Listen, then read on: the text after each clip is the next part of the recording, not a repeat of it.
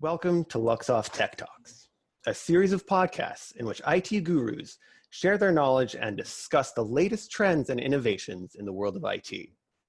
We are going to cover the most recent developments in the programming languages, frameworks, and technologies that are shaping the future of the software industry. This new format of online learning is part of Luxoft Learning Management and Development Services rebranding. Please share your feedback in the comments to let us know what speakers and topics you would like us to cover in later installments. So hello and welcome to this Luxoft Tech Talk. My name is Hanno Embregts and I want to talk to you a bit about OCR and more importantly, the library that I have used in one of my projects, which is called Tesseract. Now, before I get started, I have a little disclaimer for you. Maybe you've read already that I am a Java software engineer, but I'm also a musician and I also like watching science fiction. In fact, when I go to conferences, I mostly put in my bio the words "strong with the force." So this talk may contain some musical elements and also a few sci-fi references. So you have been warned. Now, as you're reading the title of this talk, I bet you have lots of questions. Maybe questions like OCR, what is OCR anyway? Also, what is Tesseract? What kind of tool is it, and what can I do with it? And why do you keep hammering on about this fourth dimension thing? What's that got to do with anything? So maybe we should just get this last one, this final one, out of the way right now. I think now is as good a time as any to talk about this fourth dimension thing. Why did I put this on the slide? Now, in geometry, a tesseract is a four-dimensional cube. And that may make sense because tessera is the Greek word for four. But this so-called fourth dimension has always confused me. It's really difficult to truly understand it. Is it time or is it hyperspace? Because we're talking sci-fi now, maybe it's the matrix. As our daily lives are bound by three dimensions, we perceive our world in three dimensions. It's very hard to imagine what it will be like to experience a fourth dimension. And the animation that you see right now, it's a very imperfect approximation of what a four-dimensional cube could look like. But it is called a tesseract, and the OCR software that I want to talk about today is also called Tesseract. And I have been given to understand that the name was chosen because the Tesseract tool is able to recognize multiple directional 3D lines, just like the animation that you're seeing right now. And while we're on the subject of four dimensions, I decided to structure my talk using four different dimensions. I could have used sections, but sections are very boring, and I think dimensions are awesome. So also, each time we enter a new part of the talk, a new dimension, it also allows the use of some dramatic music and sci-fi movie clips, because I like these things a lot. So let's get started and enter first dimension. Dum, dum, dum. Here we go. And a quick side note, I like doing my own music. It is a little hobby of mine. So sorry if that bothers you, but I'll be doing it a few more times.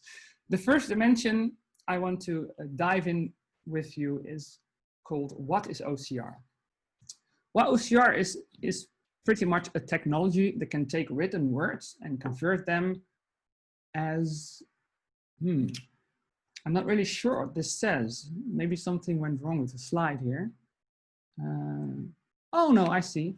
I think what happened is I took an image and OCR'd it, and the image was of a very low quality, so the OCR text doesn't make any sense.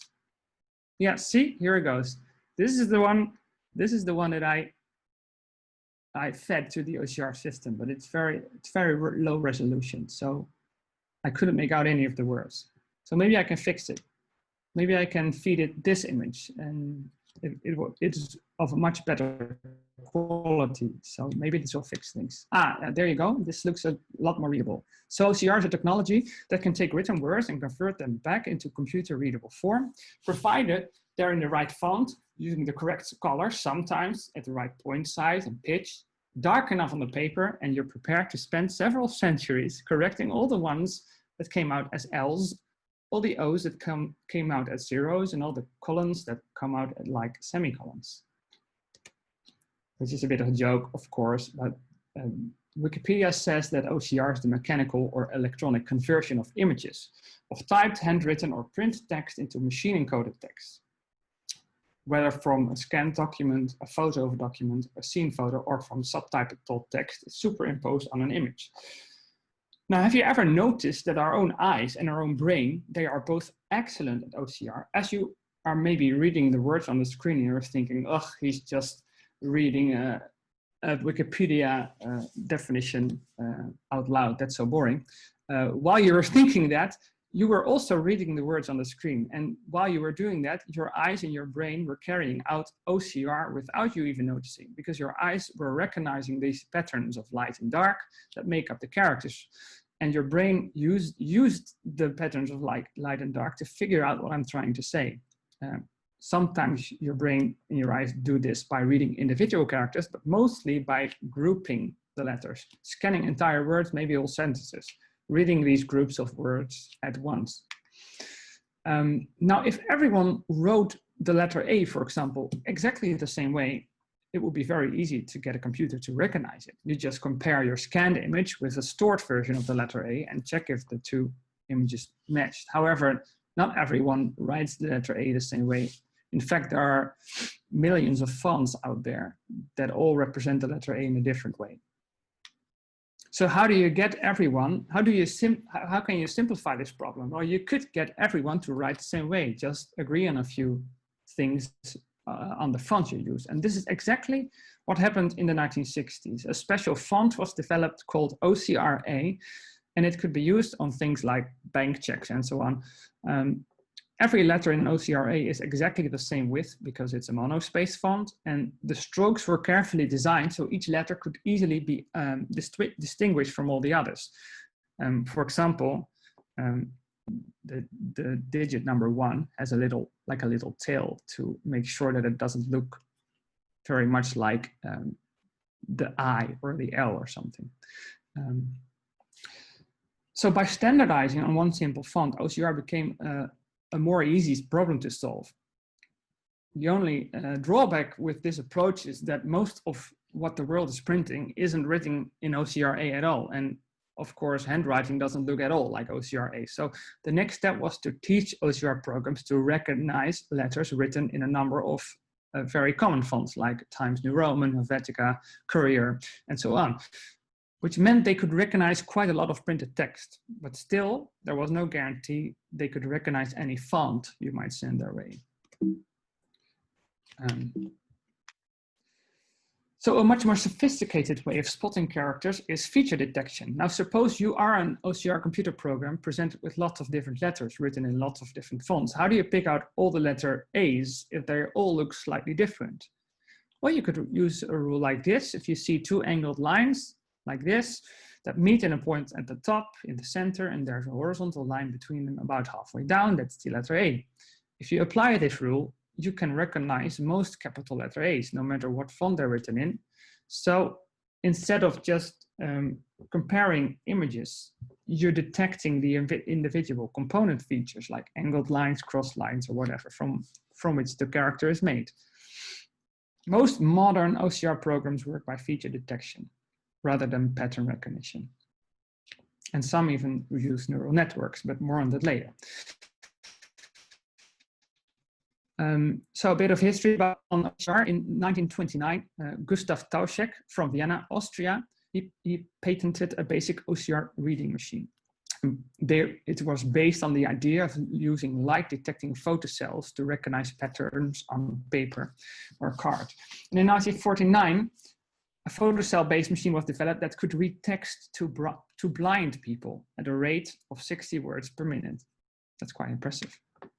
In the 1960s, postal services around the world began to use OCR technology for mail sorting.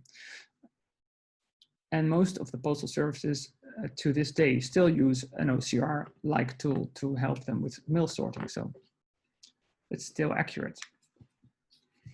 In 1993, the Apple Newton was the first handheld computer to feature handwriting recognition. And during the 1990s, this feature became very, very popular on cell phones and personal digital assistants. For example, the Palm and the Palm the Palm Pilot.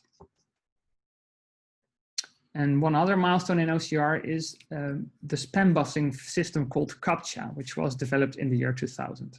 But it's like an OCR use case the other way around. So you are presented with scanned text and you provide the translation, and if it matches, you are allowed to go on. And the other one is also provided by the user, so it could be used to gather data again.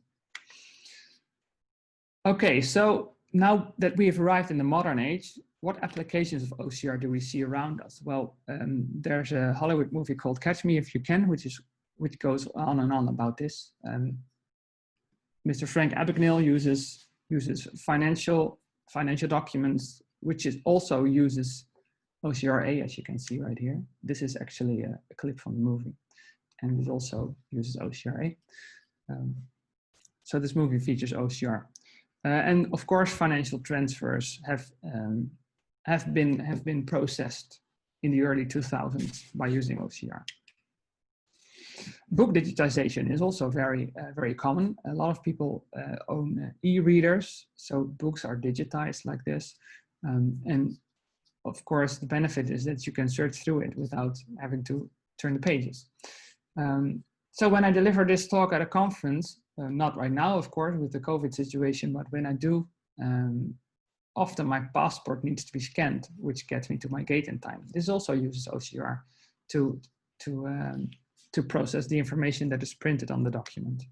And finally, when you're driving over the speed limit, you will get a speeding ticket. And the reason you get these speeding tickets quite fast is because your number plate has been processed by an OCR system. So your speeding ticket will be delivered even faster. Isn't that nice?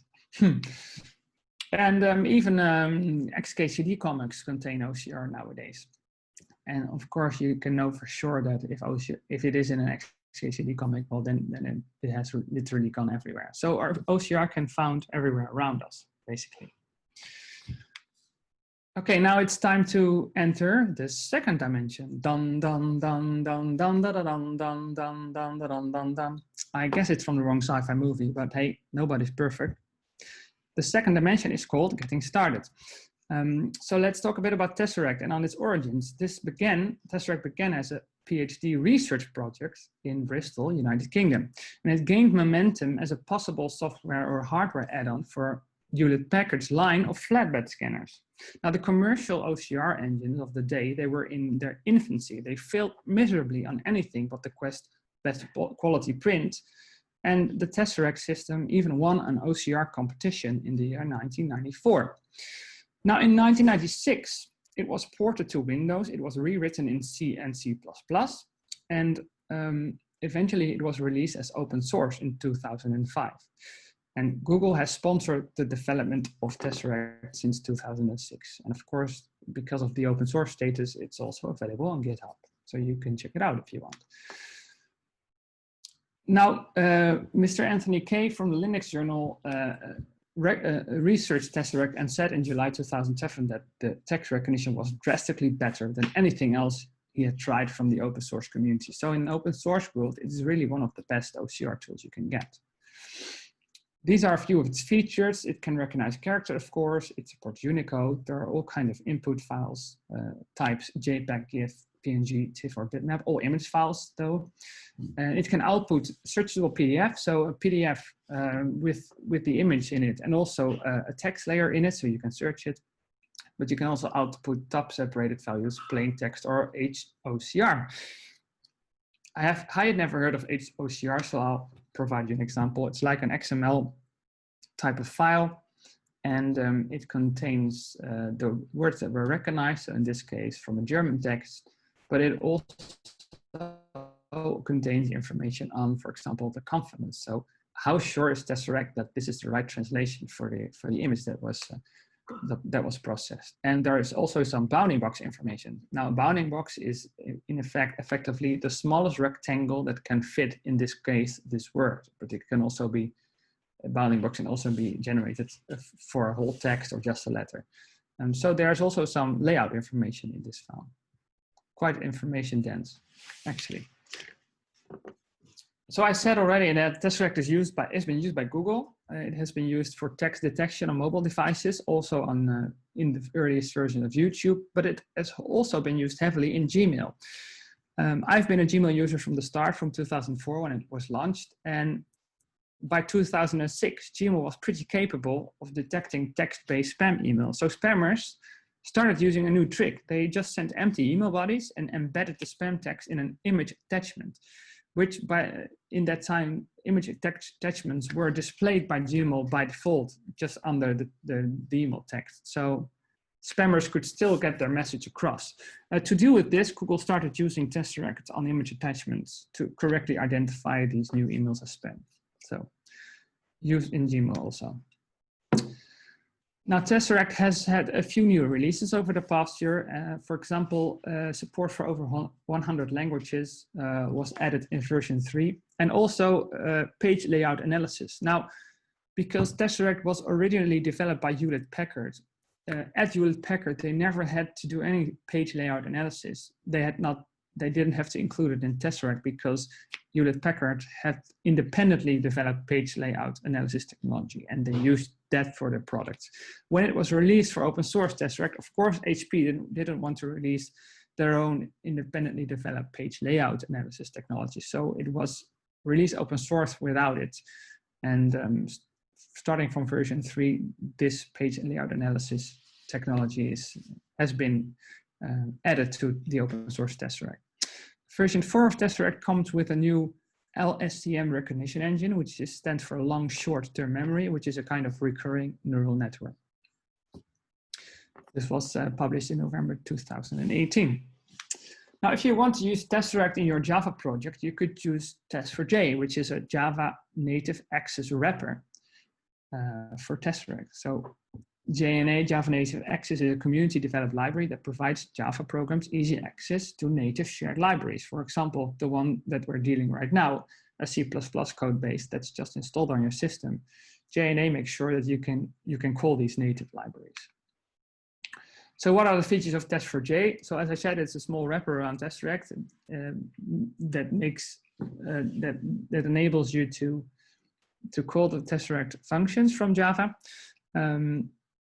And it also provides PDF input. So the standard Tesseract just wants image inputs, but Tess4J makes sure that you can also provide PDF as input. The PDF is then converted to a multi-page TIFF format, which in turn can be read by Tesseract again. There are also a few features on image optimization. When your input image is skewed, for example, it can be deskewed. It can also automatically be converted to grayscale or black and white. These are all optimizations to make sure that the OCR results improve.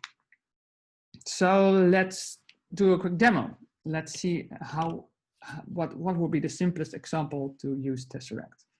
Well, the first thing you need to do is install Tesseract, of course, but I've already done that. And the second thing is start a Java project and add your dependency. So I have started a Java project right here. The only thing I did was call Gradle init. So Gradle has initialized the project for me and it's quite empty. So the next thing I have to do is make sure that I add a dependency on Tess4J, which is not here right now. This is just the default. I'm not even sure what the dependency is called or what version do I need. So I'll just use a git tag that I prepared before. I'll try to do the rest of the demo by heart, but this is a nice backup. So I have activated the tag, git tag, that makes sure that this dependency is added and the Tess4J dependencies will be read right now. Okay, so now we can start to convert an image. So let's create a main method and let's create a Tesseract instance. This is the first thing we have to do, new Tesseract. Now, the first thing that Tess4J wants to know is where is your data path? So your data path refers to the trained data for the language that you're using. And this should be a location on your system. In my case, I'm on a Mac, so I can ask Homebrew about the installed Tesseract package. So maybe you can do the same for your own operating system. So my Tesseract is installed at this location. So let's just change directories and go there. Let's see what's in there. I know that the data directory is located in share. And as you can see, I have two data directories. This is the one we'll be using for the demo. And here it is. These are the trained data for various languages. So let's copy this location and paste it in here. This is the data path. And the final thing we need to tell Tesseract is what language will you be using. I know my first example image is in English, so let's just set it to ENG. Now, when you want to do OCR, there's a method that's called do OCR, and it wants to have a file, of course, because it wants to know which file should be converted. Well, I've prepared a few files. I thought I had prepared a few files, but they have gone again. So let me just add them real quick right now. Just a moment.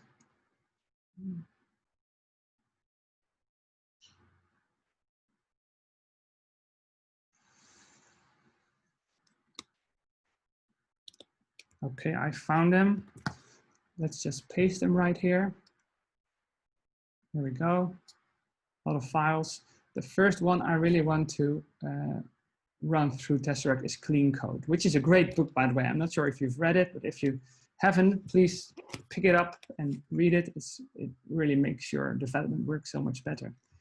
Can I zoom this or probably not? I like this. So it's just one page from the Clean Code book. And I'm really curious what Tesseract will make of this. So let's return to the code. And let's pass it a file. And it's located in source main resources. And it's called cleancode.png. Well, this will yield, oh, sorry. This will yield a string. Here we go, which is the text, and then let's just print this text to the console. We can just print a processing message. We have to think about user interaction, of course. We can just tell it to done result. And what's going on here? Maybe I need to catch an exception. Well, I'll just add it to the method signature. Don't do this at home, boys and girls, or at work. I mean, this is not the clean code talk. This is the OCR talk. I just want to get it working as quickly as possible. So that's why I'm just throwing it here. Okay. Now I'm really curious why I can't run this. So maybe most of the time, yeah, it should just be able to run this, right?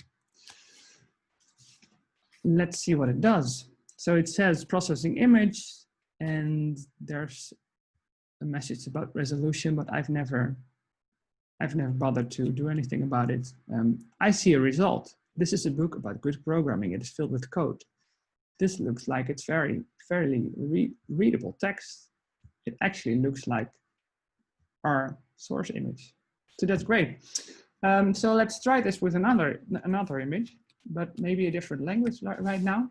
And I will be doing this a lot, so I really want to extract a method from this. I'll call it do OCR. There we go. I forgot to do a few parameters. I really want the file to be a parameter. Image file. Let's just call it image. And I really want the language to be a parameter. So here we go. To copy this and tell it to do it on the image variable. And I can just pass it here. I can say English. And then this one needs to be converted to the language parameter. I guess this is okay for now. And let's change this one because I want to process another image, which is called New Testament. So I downloaded a file that is in ancient Greek. It is a part of the New Testament. I couldn't discover which part it is, but it's like verse 42, verse 43 of some Bible book. And I'm really curious what Tesseract will make of this. So let's start it up. No. Yeah, run this, please. This doesn't look that good. I mean, I don't see the Greek characters anywhere. And I think I know why. It's because we said the language was English. Well, maybe if we pass a different language, like Greek, for example, I'm getting this from the train data file. So I also got a Greek one. There are many more, but I've installed only a few. Let's just rerun it and see if the result is going to be a bit better. Well, I'm no Greek expert, so usually at this point in the talk, I ask the audience, are there any Greek native speakers here, and is this okay? But, oh, sorry. But visually, I think it adds up quite okay. Of course, it's been cut right through the letters here, so the first ones, of course, won't really be a good result, but the ones in the middle look quite okay. So this language thing is quite important. Okay, I think that's enough demoing for now. We will return to the demos later on. Let's enter the third dimension, choosing the right library. Dun, dun, dun, bum, bum, bum, bum, bum. This is great music and a great movie, but it's still from the wrong movie, I'm afraid. But don't you worry, I think I'll get it right. I'm bound to get it right in the end. And the third dimension, like I said, is called choosing the right library, because I've talked about Tesseract exclusively until now, but there are also some competitors. So I want to talk about two of them. The first one is Abby Fine Reader, which is a proprietary software developed at the Abby company. It started in 1993, and it supports a whopping 192 languages, which is far more than Tesseract, for example. It has 20 million users worldwide, and it outputs to various formats. For example, Microsoft Office, rich text formats, HTML, plain text, and also searchable PDF. The second one I want to compare to Tesseract is the Google Cloud Vision API. This piece of software was launched in 2016 by Google. It supports 59 languages. It outputs to JSON because it's an API, of course. There's some integration with Google Images and Google Safe Search. And it's an API, so it means if you want to integrate this in your Java project, it's no problem. You can just call the API. So really not depending on any technology. Well, on HTTP, of course. So I've put a few pros and cons in this table that's presented on this slide. So let's visit a few of the criteria. One of the first is, of course, costs. How many dollars will this set me back? Well, Tesseract is open source, so initially it won't cost you anything. Maybe if you need support, you must rely on the open source community, but there's no paid support system or something, so it's technically free. The Google Cloud Vision API charges per 1,000 requests, but the first 1,000 requests are free, so you can try it out if you want. So after that, it's $1.50 for 1,000 requests per month. And Abby is a classic user license system, so every user that wants to install it on a machine has to pay $200. Number of languages, Abby is the best one here at 192 languages. So if you have a requirement to support a very specific language, then you already know which one you have to choose. If Abby is the only one that supports this. Google Cloud Vision API now supports 59, but more languages are added in the process. And Tesseract has supported 102 languages, starting from version 3. I've talked about this a bit already. How can you integrate this in Java? For Abby, there's a software development kit, but there's also an API if you want to use that one. The Google Cloud Vision API is only available through the REST API, and Tesseract can be used through the Java Native Access wrapper, as I have demonstrated already. Now, what if you would have a requirement for handwriting recognition? Well, Google Cloud Vision API supports it. I know for a fact that Tesseract doesn't. And at Abby, they say we can support it, but you really must use equal spacing. Maybe write the letters in boxes that are separated from each other. So you can't really write fluently. And I'm not sure if Google Cloud Vision API would recognize the handwriting of a doctor, for example. I haven't tested this, but that's a nice use case. You would have to try it out. Custom training. So, of course, all these systems are pre-trained on example documents, but if you would want to train it in a custom way, because you have a very specific type of document that is not really common on the internet, maybe you would want to retrain your solution. Well, this is not possible with the Google Cloud Vision API. It's a service. It's a software as a service solution. But Abby and Tesseract are both capable of providing custom training. Now, I have also graded the accuracy based on some research. There's also a good paper that's on the bottom of this slide that goes compares the accuracies of these three products. And conclusion of this research is that the Abby product has the best accuracy and Tesseract has the worst, but note that the differences aren't that great. So it's not like Abby gets 9 out of 10 and Tesseract gets 2 out of 10. It's like 7.5 and Google Cloud Vision gets 8 out of 10. So the differences are really, really tiny. So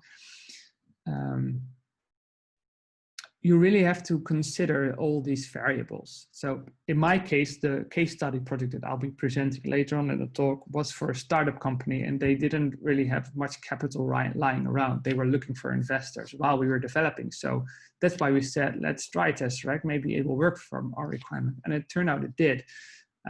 But for your requirements, it could be a bit different. Maybe you need this handwriting support, or maybe you need to support a language that's not very common. So it's, of course, it's really up to you. But if this list of features is a good fit for your requirements, you can, of course, try it out and see if the performance is up to your standards.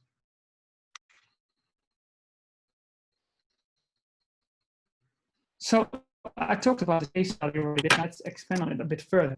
In my country, in the Netherlands, a lot of organizations, mostly government, by the way, they keep paper archives. And there are certain rules that some documents have to be kept over 30 years, kept physically in a storage room. Now, in this day and age, of course, it would help a lot if all paper documents could also would also have digital twins, so you get search through it, and that it can eventually be replaced. So I helped design and build a web application that aims to digitize these paper archives. Here's a screenshot from the final application. Now I have blurred a few things because the company that owns this piece of software now asked me to, because it's proprietary software and it's nearing production stability. They want to launch it with a bang and keep a few things a secret. So I had to blur a few things like logos and a few text. And while I was blurring things, I also blurred the browser that was used because I don't like it. It has a blue icon. That's all I'm going to say about it. I'm sure you understand. Now, when it came to the user interface, maybe you'll recognize it right now. We tried to make it look as much as a paper archive as much as possible, because a lot of people who worked at the government agencies were a bit older than I am, and they were not really used to new software systems. I mean, no offense, of course, but they just had a hard time dealing with the new layouts. So we tried to make things really understandable for them and things they could relate to. So that's why I put the folders here on the top. They really just look like physical folders. They could color code them, they could put text on them. Of course, the texts are in Dutch here, but they are things like taxes or debtors, creditors, payment checks, all those kind of things, financial terms. Now, this is a typical use case from the system. So documents enter the system through a flatbed scanner, or a scanner, doesn't really matter which type. They were scanned by the user at a high resolution, and then it gets uploaded into the web application. We use the cloud storage for that. And every time a new document was discovered in the cloud storage, yeah, there it is, this cloud storage, we would start a parallel process that would OCR the document and put the plain text in a MongoDB database right here. The user was then asked to provide metadata for the document, so they would be able to place it in a folder or assign a department or assign a category. So later on, it could be retrieved easily by filtering on the category or a folder or a department. Same screenshot as the last one, but this time notice the list of subjects here. So these are all subjects, and this is part of the metadata step that the user performed. So the search bar would match search terms in this list, but it would also support full text search. Sorry, it's the search bar right here. So this is why we chose MongoDB, because it has excellent full text search support. But we would only store OCR text that had an accuracy of over 80%, so a confidence of over 80%. Texts with lower accuracy, we would limit the user in that only search results would be displayed from the OCR text that had this high standard of confidence. So the OCR result was never meant for archiving purposes. It more or less serves as an extra layer on top of the scanned images, just to provide better search functionality. So finally, we enter the fourth dimension. Dum, dum, da, da, da, da, da, da. I nailed it. Thank you, people, which is also my favorite movie. And the fourth dimension is called advanced features. So Tesseract has a few advanced features that we came across while using it in our project, and I want to touch upon a few of them real quick.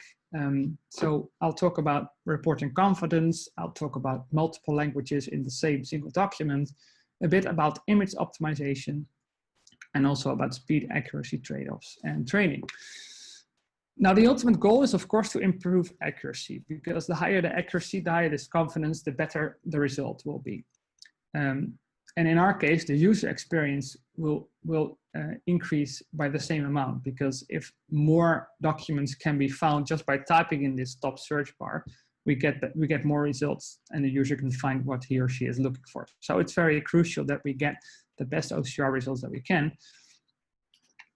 and wherever possible, tuned to the expected type of document. So let's talk a bit about confidence or accuracy. I've used the terms interchangeably. How is this even calculated? And to explain this a bit further, I will be doing a live demo in Excel. Yes, in Microsoft Excel. Don't worry, I'll explain a bit. A few years ago, I did a talk on Spring Boot in Vienna, and the talk required some internet access to get to Maven Central and also to do an online vote with the audience. And it took me 15 minutes to download all Spring dependencies due to very bad internet. Because the conference took place, 4G signal that I was using couldn't reach 25 meters beneath ground level, and the Wi-Fi was shaky. So I'm a little scared doing live demos that require internet access. So I've just decided that I'll be using Excel for all my demos from now on. Only joking, of course, but the spreadsheet really made me understand the concept of confidence, accuracy very quickly. So in this case, just in this case, Excel is just the best tool for the job. In this case, so here it goes, Excel. Now imagine that this is the letter I, and this is the letter I that's stored in your OCR library, and this is the input. Well, of course, if it's identical, then the confidence is 100%. But you can imagine if you're scanning an old document that there are some artifacts here. So maybe a speck of dust that was converted into black because of the convert to black step. Maybe there's one right here. And maybe a white particle is here. Maybe like this, you know. So if this is our image and this is the one that we're matching against, then our confidence is 95%. Well, that's not really a problem, I guess. 95% is pretty high, so I guess it will get to the letter that it's supposed to be. But what if we would copy this and we would match it against another letter, for example, J. So I need to get creative right here and create a J. I hope you people think this resembles a J.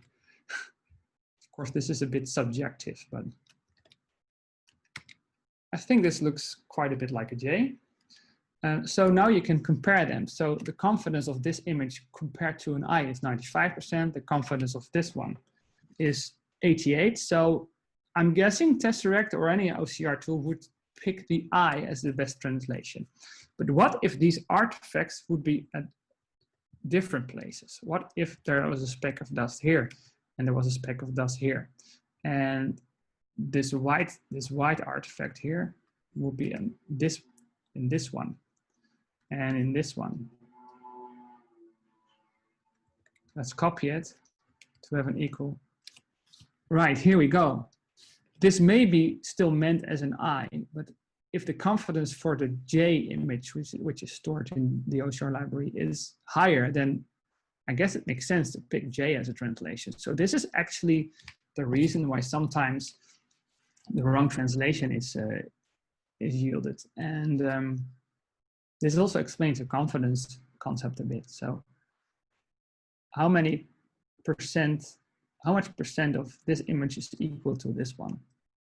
And which like this is a 10 by 10 box, so with every pixel that is not accurate, the confidence will decrease by 1%. So that was our Excel demo. I hope you liked it. Now, if you want Tess4J to report confidence, you can. It supports 2 return types: string, which is the one we used already. It just contains the OCR text, but you can also recover a list of OCR results, which contain confidence. And it also contains the words separated by word, and the text. In this case, the text is written to a file. So we'll do a quick demo of this one later in the talk. It can also be possible to detect multiple languages in a single document. In this case, you can just concatenate the language codes and separate them by a plus sign, like I have displayed right here. So we'll try that in a bit also. Next thing I want to talk about is image optimization. Now, Tess4J is bundled with the image helper class, and it contains a few image optimization tricks. And they can help to achieve better accuracies. Of course, you could do also some pre-processing using Photoshop or the GIMP, but you can, if you use the Tess4J features, you can automate it in your Java software. So images can be converted to binary, so black and white. It could also be converted to grayscale. So maybe this could help your accuracy. You have to try, of course. Image colors can be inverted. Whites can become blacks and vice versa. And images can also be rotated by an angle. So this is a nice way to solve skewed text problems. If you're still having problems with accuracy, there's a very good checklist on the Tesseract GitHub page, a wiki article that lists various things you can do to improve your images and to improve the accuracy. So there are more tips on here than I have included in the slide deck. You can try them out if you want. And lastly, speed accuracy trade-offs. So if you really want your OCR processing to be very fast because the user is waiting for the result, then you can use a special training data set that is called Test Data Fast, which contains less training data and also will be less accurate, of course, but it will complete faster. And there's also a set of training data that is called Test Data Best, which is the other way around. So it will give you the best accuracy that you can possibly can, but it will run a bit slower. So those are the choices. At our project, our archive digitization project, we were tempted to use Test Data Best because our OCR step was done in a batch job process. So no users were waiting for the result. It was just in the background, it was processing. But we found that the regular one, the Test Data Fast, gave us results that were quite good enough already for our accuracy. There were very few documents that resulted in a better accuracy by using Test Data Best. So we used Test Data Fast for everything, but we could have used Best because of the batch job thing. Okay, I will try to squash 2 demos into one. So we'll be doing image optimization, a bit of speed accuracy trade-offs, but also a few other stuff that I forgot until now. So let's get it on the screen. Reporting confidence and multiple languages. So here we go. Let's get back to our code. How can we report confidence? Well, we have to replace this do OCR call with a different one. And it's not called do OCR, it's called create documents with results. And this will yield an OCR result. Class type, we have to pass it a file name, an output base, a list of rendered formats, and a page iterator level. Well, file name is of course very easy. It's just the absolute path of the image file. Then output base, which is just a base directory where all the output will appear. So we'll just say source main resources OCR. I hope it will create that one. Then a list of formats. Oops. Like this, rendered format. This is the output format. So let's stick to text right now. I'll just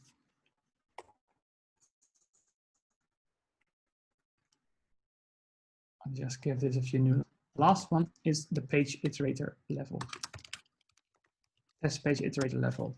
And this defines whether the confidence is calculated for each symbol, or for a paragraph, or for a block, or for a word, or for a text line.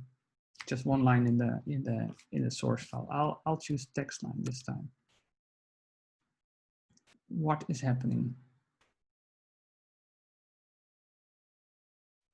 It can't resolve this method. That's strange. This should be a singleton list. Ah, this should be a list. Ah, okay. I forgot that it should be a list. Oh, it's okay now. So of course, we need to assign this to a variable. Right, so let's do that. Documents with results. And let's just print the document with results. To system out. Well, let's give it a try. Let's run it.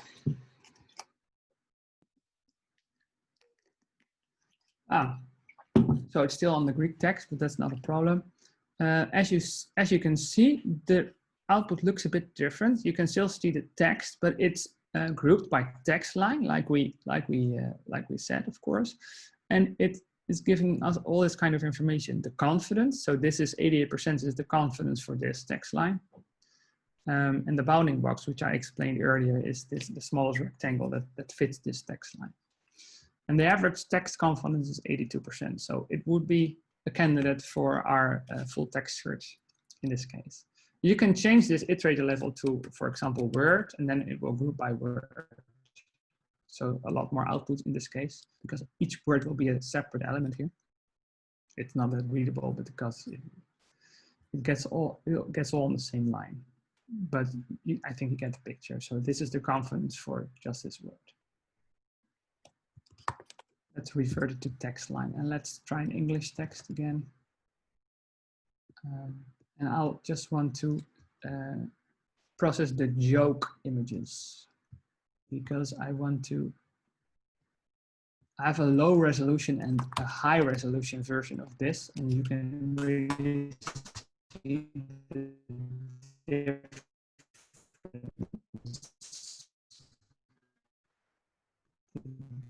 difference in resolution.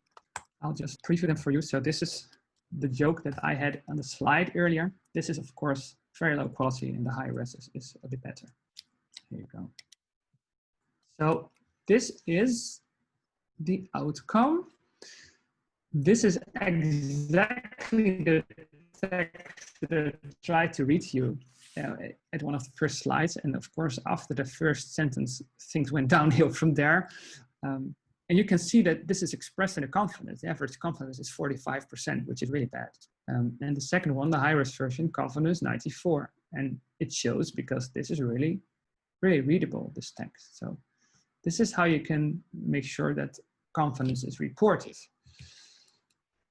Okay, now what would happen if we would have a document with multiple languages in it? So this is a very famous document because it contains all kinds of characters and lots of languages in the same document. There are a few English sentences, a few punctuation marks, numbers. There's a sentence in German, there's one in French, there's one in Italian, one in Spanish, and also one in Portuguese. So what would happen if we would process this one and just tell Tesseract that it's English? And I'm trying to keep the confidence here so you can see what happens to the confidence.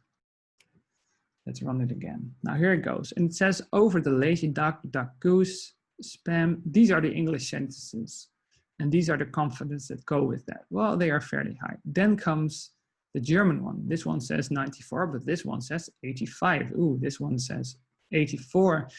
And you can see, maybe I need to view the original. So this is like a U umlaut for German symbol.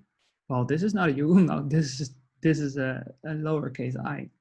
So you can see that this isn't really working. But as was on the slide before, you can append more languages here. So you can just say, try to look for German also.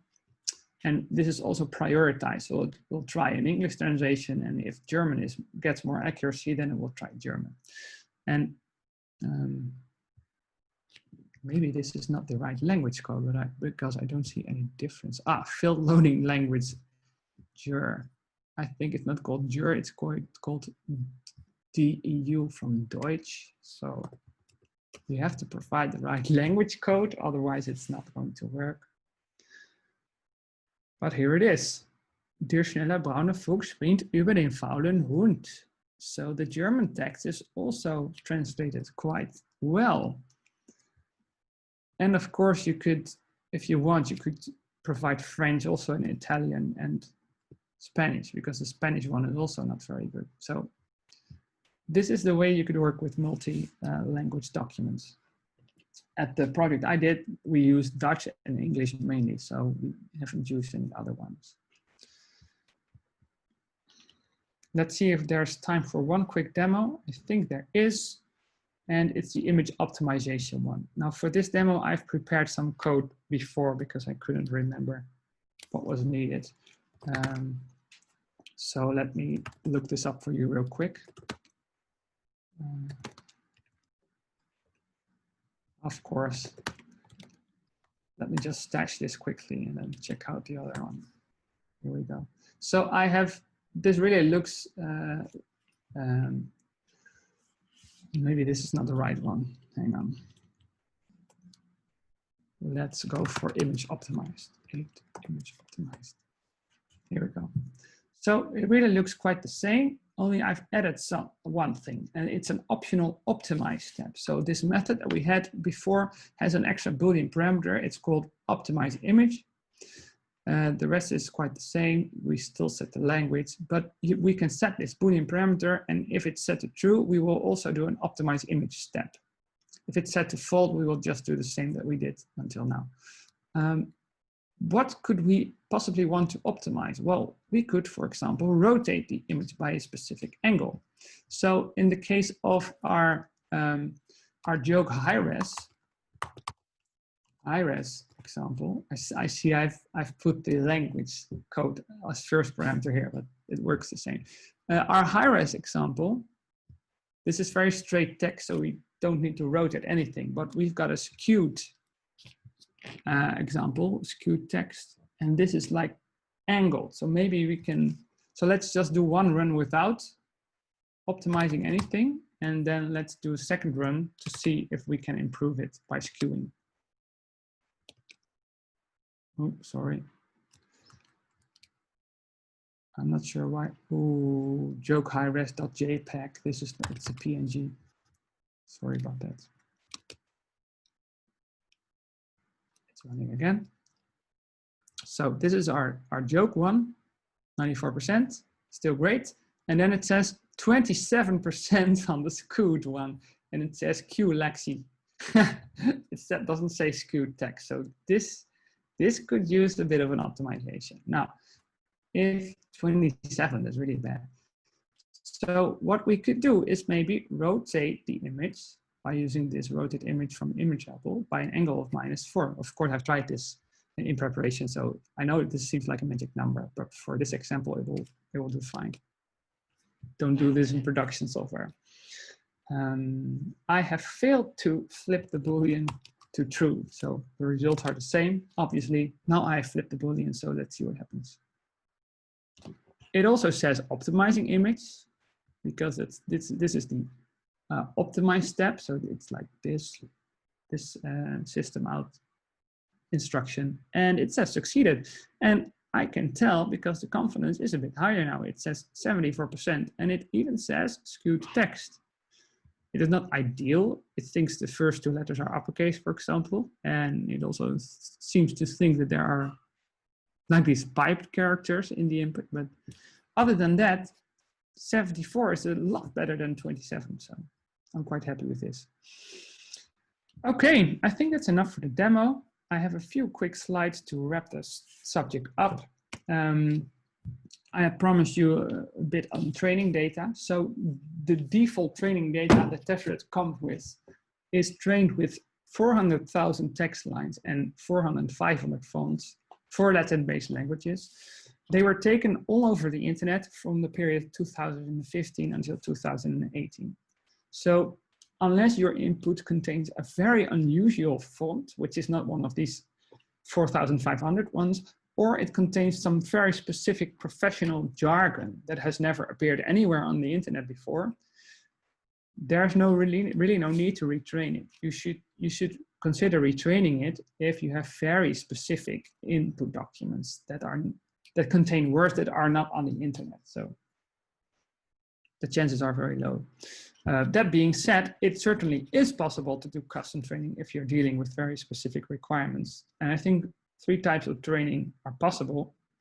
It also says so on the Tesseract website, so the Tesseract people also think this. You can fine tune the training data. So you could start with an existing trained language and then train on additional data. So this may work for problems that are close to the existing training data, but different in some subtle way, like a particularly unusual font, or maybe a new language, or maybe a dialect of an existing language. Then you could fine train on additional data.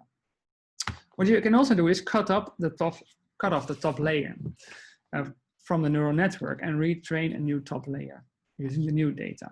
So if fine-tuning doesn't work for additional data or an unusual font, you can try this. And so this is mostly done when introducing a new language. Cutting off the top layer, retrain for the new language and see if it works. And the third option, which isn't really an option, you shouldn't really do it, but in theory it is an option, that you retrain the entire data set from scratch. But this is a very daunting task. Unless you have a very representative and sufficiently large training set for your problem, then it can succeed. But if you don't have it, you're likely to end up with an overfitted network that does really well on the training data, but really badly on the actual data, which is the definition of overfitting. Yeah, projects. I talked about it before. If you can still remember it, you're getting a bit old because it's not been in use anymore. But it was primarily used to validate that users are in fact human, a CAPTCHA. But it's also an example of training an OCR library, just like I said in the previous slide. So in this case, the training data is acquired by crowdsourcing. They were delegating the work to millions of web browser users. Actually, it was quite clever because, as it turns out, one of these words presented to you was already known. And the other ones were not. The other one was not. So, but you could never tell which one was known and which was not. Quite a clever system. But we live in modern times now, and in most cases, it has been replaced by this. The fact that it has been replaced seems to be good news for us, because it must mean that modern OCR tools like Tesseract 4 are really performing to the limit and maybe capable of solving these on their own. So this process could be automated quite easily because of the state of OCR right now, which I think is why it was replaced by this one. Anyway, if you are as unlucky as the person who got this CAPTCHA, you'll be stuck in it forever. Don't type. I mean, if you really do what you're told, you'll be stuck in it forever. The poor thing. Now, if you're really interested in the topic, there's a lot of more reading to do if you want, further resources. An article that I read with a lot of joy in preparation for this talk is an overview of the Tesseract OCR language engine by Ray Smith. It is about the Tesseract 2.3 engine, but there are very nice examples on how it works. So it really helped me to gain an understanding of the product. Some other useful resources, of course, the URL of Tesseract on GitHub is right here. And if you don't want to install it on your system just yet, you can just try it for free, because it can be used online at newocr.com. So if you're just a tiny bit interested, give it a try and see how it works for your training data, for your requirements. Okay, now if this was a regular conference talk, this would be the time that the audience could ask questions. Of course, we are digital right now, so if you have any questions, feel free to reach out to me. I've put my contact information right here. So you can reach me on Twitter, @Hanotify. You can also email me if you want. You can view my website, see where I'm speaking. I'll be happy to answer any questions you might have on OCR, on selecting a tool, or on using Tesseract. Happy to connect. So for now, thank you for your attention. I hope this was useful, and maybe see you next time. Thank you.